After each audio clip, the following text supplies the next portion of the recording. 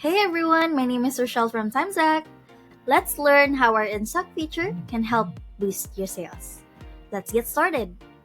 Now to add products on our app, let's go first on our product section, specifically on our in-stock feature. Now let's hit add products on the upper right section.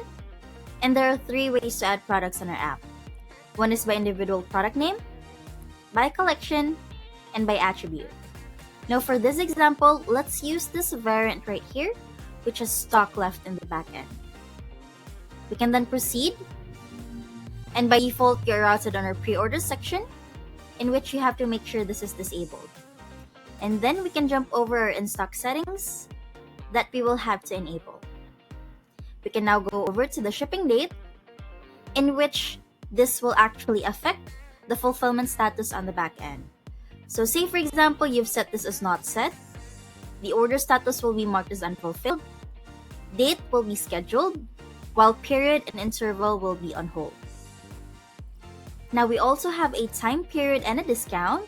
Just a quick note, however, that for the discount, as what you can see, if you select the amount, there is a US dollar right here. You don't have to worry about that because the amount will automatically be adjusted depending on the currency that you have on your store.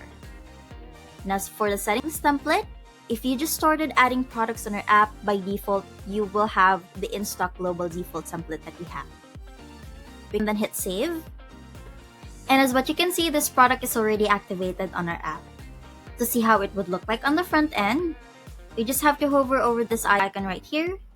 And once you click this one, that should direct you on the product page, so you can see how it would look like on your front end. And as what you can see, you have the option to have a badge that would look like this as well.